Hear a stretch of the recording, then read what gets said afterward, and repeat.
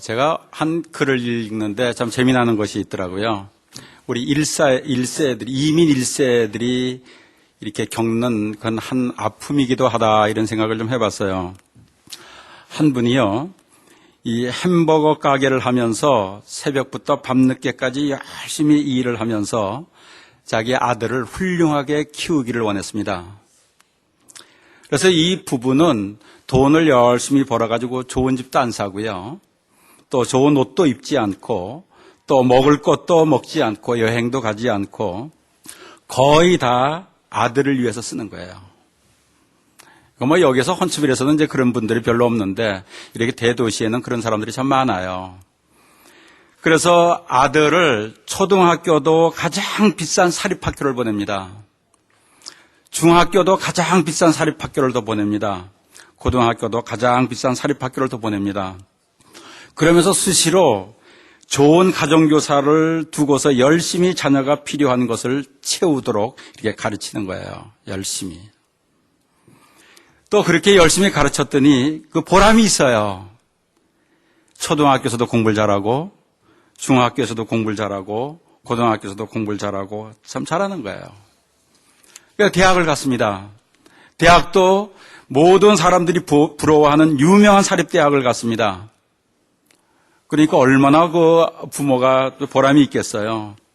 이제 아들이 훌륭하게 되는 날만 기다리는 거예요. 사립대학 최고 명문을 이제 다니고 있는 모습을 보는 그 부모의 마음은 흐뭇한 거예요. 배부르는 거예요. 그러던 어느 날이었습니다. 아들이 술이 잔뜩 취해서 친구들에게 엎혀서 들어오는 거예요. 어머니는 이렇게 생각합니다. 그래, 대학생이니까 그럴 수도 있다. 대학 다니면서 이렇게 친구들하고 술도 한번 이렇게 먹을 수도 있다. 이렇게 생각하고서 이렇게 잠을 잘 재웠습니다. 이튿날이었어요. 그 아들이 어머니에게 묻는 거예요. 내가 어떻게 엄마 어젯밤에 집을 왔지? 그러는 거예요. 그러니까 엄마는 아무렇지도 않게 대답을 합니다. 너의 친구들이 너를 얻고 왔더라. 남자친구도 있고 여자친구도 있고 그래가지고 몇 명이 너를 데리고서 이렇게 와가지고 이렇게 잘 이렇게 방에 내려놓고 그리고 돌아갔다. 그 다음에 이 아들이 이상한 일이 점점 생기는 거예요. 점점 술 마시는 일이 점점 더 많아지고, 괜히 술을 마시고 들어와서 엄마에게 화를 내고 아빠에게 화를 내고, 그리고 친구들을 만나지 않고 자꾸 혼자 있기를 좋아하는 거예요. 혼자 있기를. 아들은 사립학교를 다니면서 학교 공부도 잘하고 좋은 사립학교에 간판도 따고 사회적으로 돈 많고 고위직에 있는 자녀들과 친구도 많이 사귀었어요. 남들이 보기에는 잘 나가는 자녀예요. 잘 나가는 아들이에요.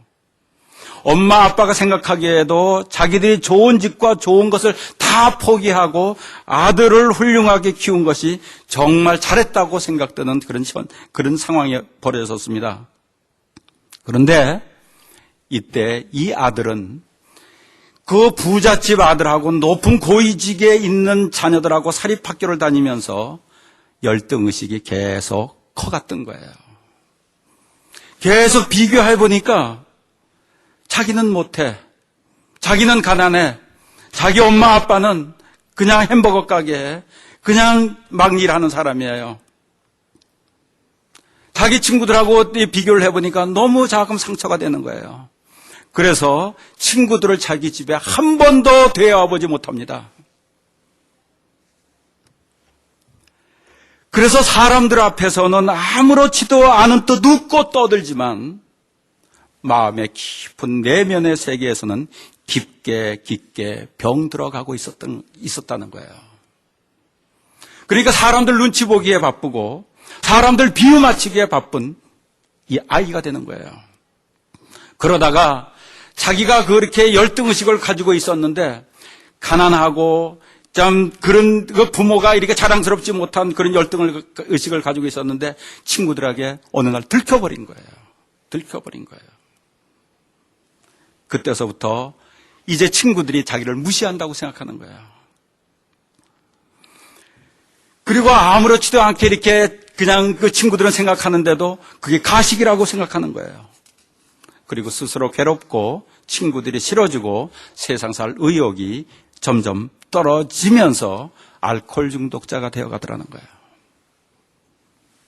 여러분, 이게 1세들이 갖는 아픔이기도 합니다. 겉모양은 화려한데 속이 병든 자녀로 양육한 거예요.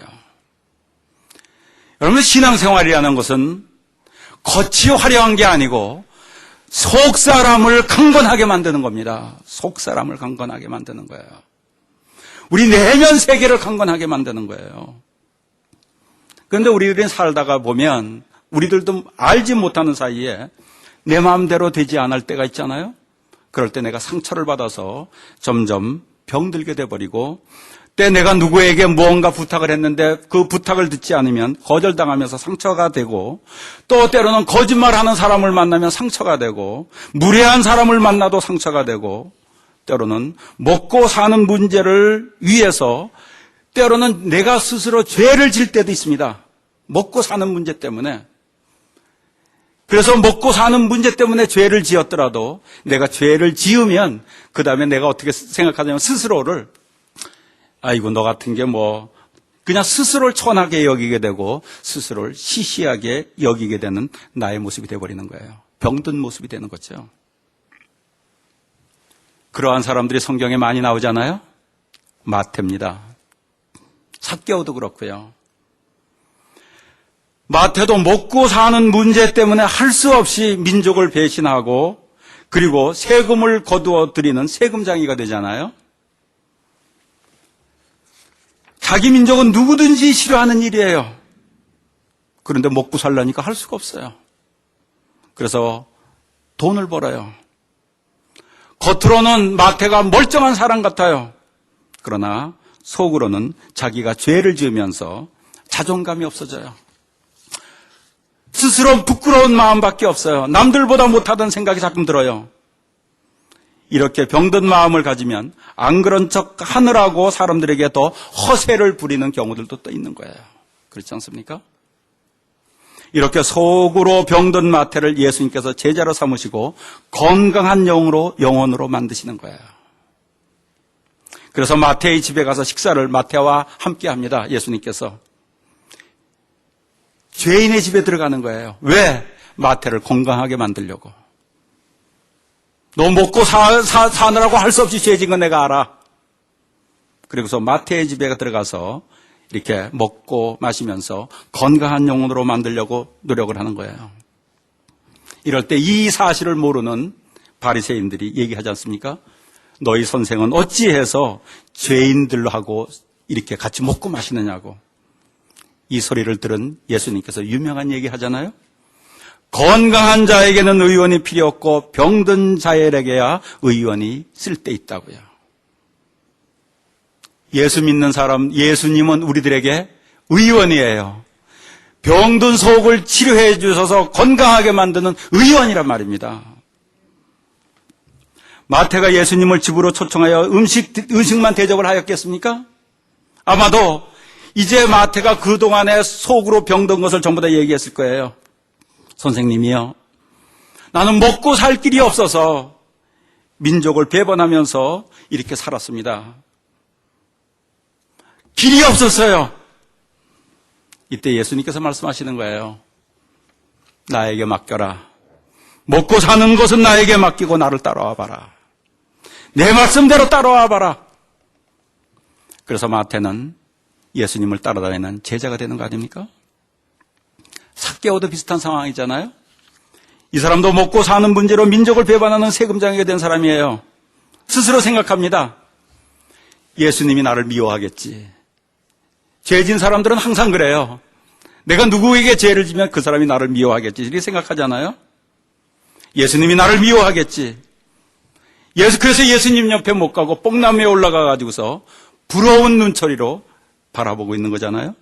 그럴 때 예수님께서 부르시는 거예요. 내가 너를 쉬어야 하겠다. 너희 집에 가서 쉬겠다. 이때 삭개오가 얼마나 기뻤는지 말이에요. 나를 미워하는 줄 알았는데 미워하질 않아요. 나를 오히려 사랑하고 있어요. 이때 예수님께서 삭개오 집에 들어 말씀하셨을 거예요. 내가 너 사정하라.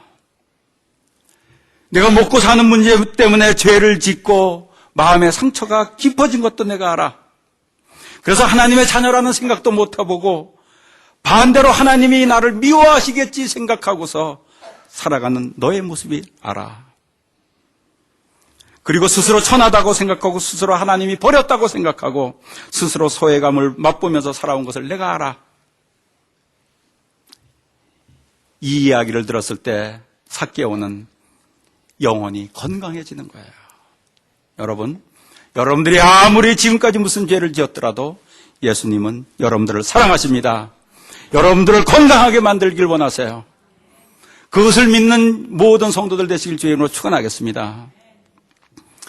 마태도 삭개오도 이제 예수님을 만나서 자기의 죄를 지어서 자기를 미워하는 것이 아니고 그래도 사랑하신다는 것을 알고 보니까 그때 이제 자기가 또 잘못한 것이 또 깨달아지는 거예요. 자기가 먹고 사는 문제만 생각하며 돈 번 것이 아니고 먹고 살 것이 충분히 마련이 되었는데도 욕심을 내서 또 이렇게 세금을 걷어들인 것도 더 생각이 나는 거예요. 그래서 얘기하잖아요. 주여 보시옵소서 내 소유의 절반을 가난한 자들에게 주겠으며 만일 이것을 토색한 일이 있으면 4배나 갚겠습니다. 건강한 영혼이 되니까 이제 자기의 속을 더 정확하게 보면서 잘못한 것을 또 나눠주겠다는 거예요. 이렇게 우리의 속 사람이 강건해지면 강건해질수록 점점 우리들 속에 있는 더러운 것을 또 털어놓게 되는 거예요. 여러분, 건강한 사람들은요, 자기의 수치를 털어놔요. 근데 병든 사람들은 수치를 털어놓지 못합니다. 그런데 털어놓으면, 하나님 앞에 나가서 털어놓으면 털어놓는 만큼 여러분들이 하나님의 치료하심을 경험하게 됩니다. 이것을 경험하는 모든 성도들 되시길 주의 이름으로 축원하겠습니다. 하나님께서는 우리들은 겉으로는 멀쩡하지만 다 멀쩡한 게 보여요. 그런데 속으로 병든 사람들을 치료하기를 원하시는 거예요. 우리들이 이렇게 병든 내 영혼을 치료하기 위해서 우리들 속에 있는 모든 것을 사람들한테는 하지 마세요. 그래서 그런데 건강해져가지고 사람들한테 할 수 있으면 또 하세요. 그것도 치료받는 중요한 일이에요. 그러나 일단은 하나님 앞에 하세요. 근심거리도 얘기하고 속상하는 마음도 얘기하고 미워하는 마음도 얘기하고 이기적인 마음도 얘기하고 하나님 보시기에 합당하지 않은 마음도 얘기하고 내 죄도 볼 줄 알면서 모두 얘기를 해버리는 거예요. 이것이 믿음 있는 사람들의 첫째 하는 일이에요. 그런데 내 숨겨진 속사람을 내어놓으면 이상하게도 가장 먼저 내 안에서 성령이 기뻐하시는 것을 경험하게 됩니다. 내 아픈 것을 막 얘기하잖아요. 내 죄를 얘기하잖아요. 그러면 이상하게도 내 속사람이, 내 속에 계시는 하나님이 잘한다, 잘한다, 그래, 맞아. 그러면서 내 속에서 기쁨이 올라오더라고요. 이게 성령 체험이에요. 이 성령 체험을 하시는 성도들 되시길 주의 이름으로 축원하겠습니다. 이렇게 하면, 이렇게 돼서 성령이 나를 치료하시는 것을 경험한 사람들은요, 이상하게 내 마음을 넓힐 수가 있어요. 그리고 내가 먼저 싫어하는 사람에게도 찾아가서 먼저 인사할 수 있는 용기가 생겨나는 거예요. 이웃들 사이에서도 내가 매듭을 풀지 못했던 것을 내가 먼저 미안하다고 얘기하면서 매듭을 풀 수 있는 사람이 되는 거잖아요. 이것이 건강한 사람들의 모습이에요.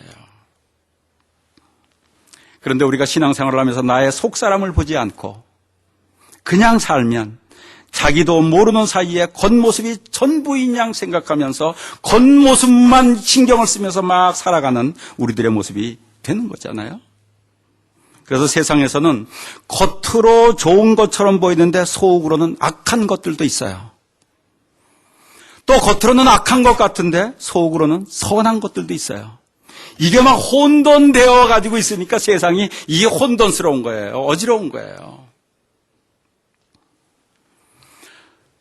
겉으로는 선한 것 같은데 속으로는 악한 이야기를 하는 것을 우리 초대교회에서 얘기를 하잖아요.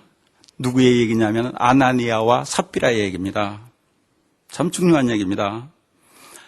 모든 성도들이 다 헌금을 합니다. 누구는 얼마 냈고 누구는 얼마 냈고 누구는 얼마 냈고 막 헌금을 합니다. 이때 아나니아 삽비라도 땅을 팔아가지고서 헌금을 합니다. 사람들에게 나 땅 팔았다고 아마 자랑도 했던 모양이에요. 이것을 다 하나님께 바친다고 얘기했을 거예요. 그런데 아나니아 삽비라는 다 사람들한테 얘기해놓고 뒤에는 감춰버리는 거예요. 그리고 사도들 앞에 가지고 갔어요.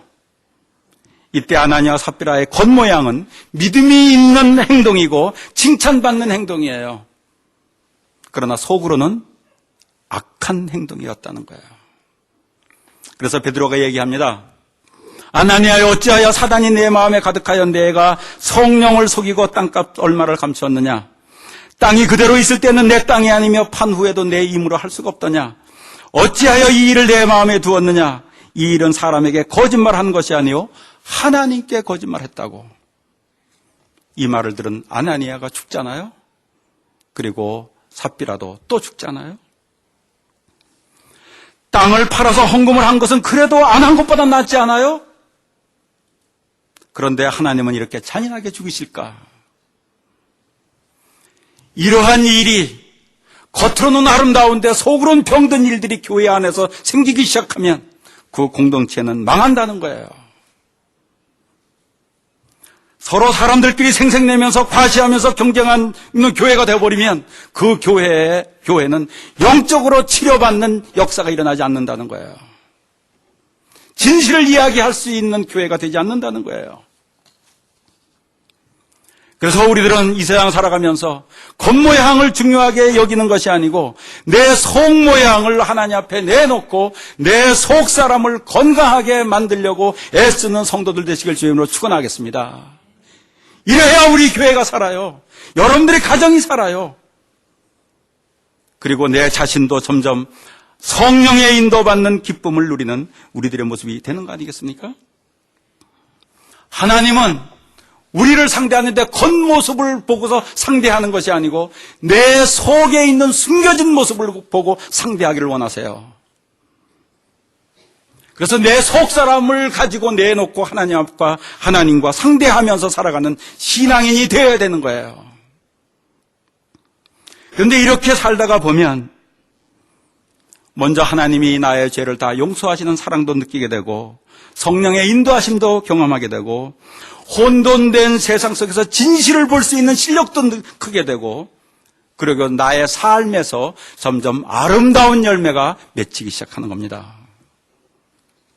그래서 마가복음에서 이런 얘기 하잖아요.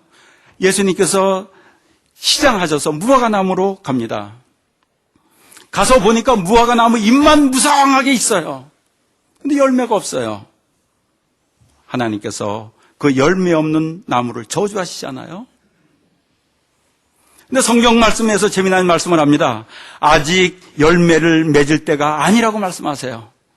그런데 열매가 없다고 저주를 하세요.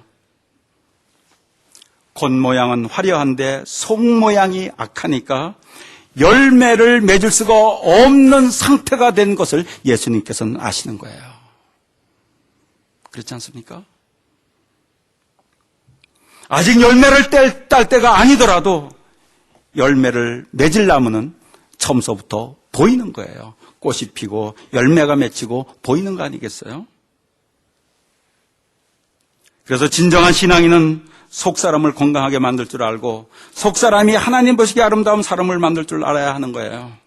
그리고 속사람을 하나님 보시기에 아름답게 만들면 만들수록 인격이 아름다워집니다. 사람 상대하는 것이 아름다운 모습으로 매너 있는 모습이 됩니다. 사람을 아는 지식이 커져요. 세상을 보는 안목이 커져요. 참과 거짓을 보는 안목이 커져요. 하나님의 사랑이 하나님의 인도가 느껴지는 거예요. 그리고 속사람이 건강해진 사람들은 점점 강건해진 사람이 약한 사람들을 돌볼 수 있는 실력이 생기는 거 아니겠습니까?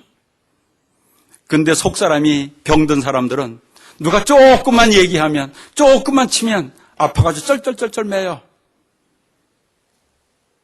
근데 속사람이 건강한 사람들은 누가 이 소리 해도 저 소리 해도 뭐 해도 강건하니까 툭툭 쳐도 팔을 잡아 끌어도 끄떡없이 살아갈 수 있는 그런 사람이 되는 거 아니겠어요? 저는 헌치빌 침례교회 모든 성도들이 예수 그리스도 앞에서 여러분들의 속마음을 전부 다 내놓으면서 성령의 인도를 받으면서 성령의 치료함을 경험하면서 성령과 교통하면서 강건한 영혼 되시기를 주의 이름으로 축원하겠습니다. 그래서 하나님께 영광 돌리는 아름다운 열매 맺는 성도들 되시기를 주의 이름으로 축원하겠습니다.